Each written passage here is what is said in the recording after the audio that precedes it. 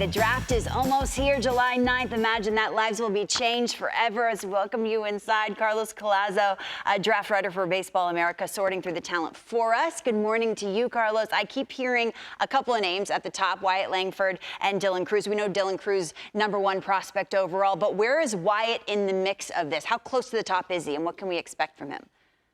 Yeah, I feel like Wyatt Langford is a player who actually might be a little underrated at this point, just because Dylan Crews has been so good and he's been playing for an LSU team that's been the #1 team in the country for a long time. But Langford, I feel like, is in this elite top tier of this draft class.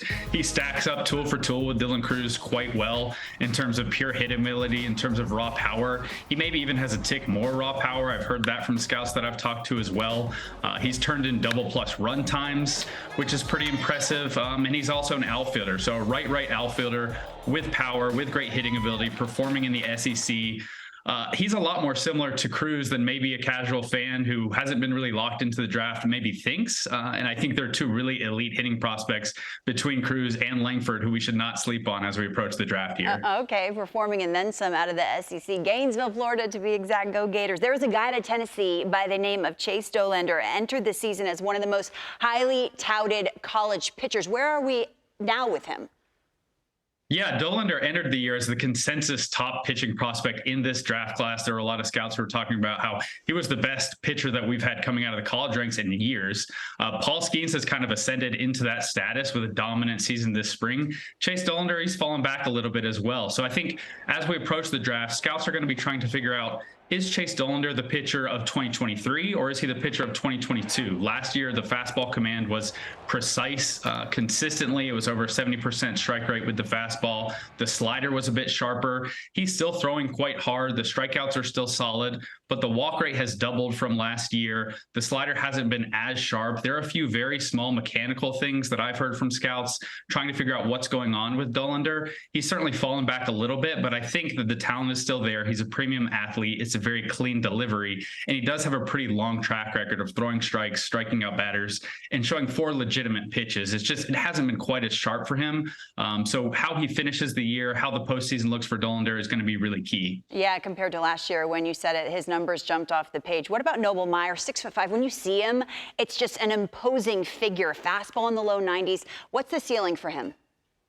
Yeah, I think the ceiling for Meyer is best high school pitcher in the class. I think it's probably mid-rotation upside at this point. He's a guy who's out of the Northwest, so he draws some Mick Abel comparisons because the frame is similar, around 6'5", around 200 pounds.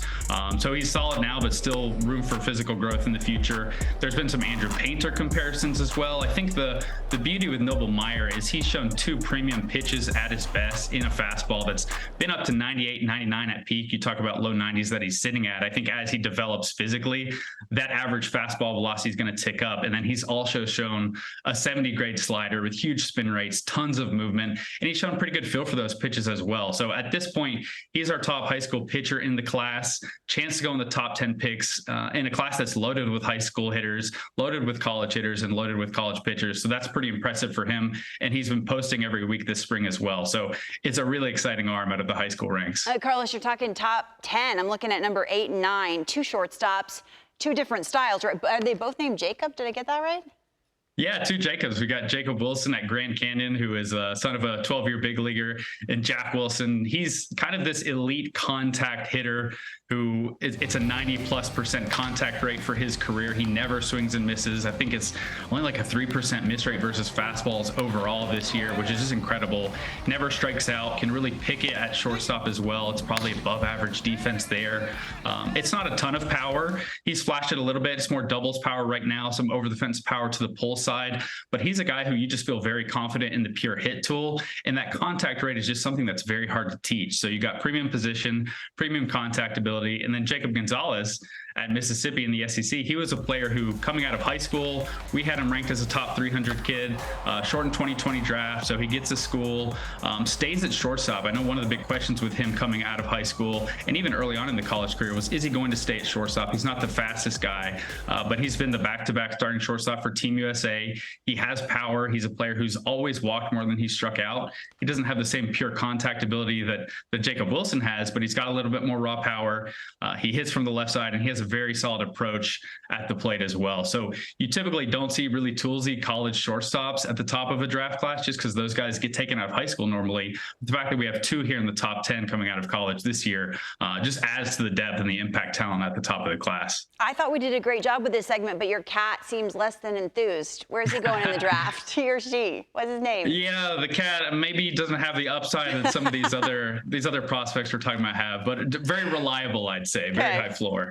Lower round. Thanks so much, Carlos Collazo, draft writer for Baseball America. We appreciate the time.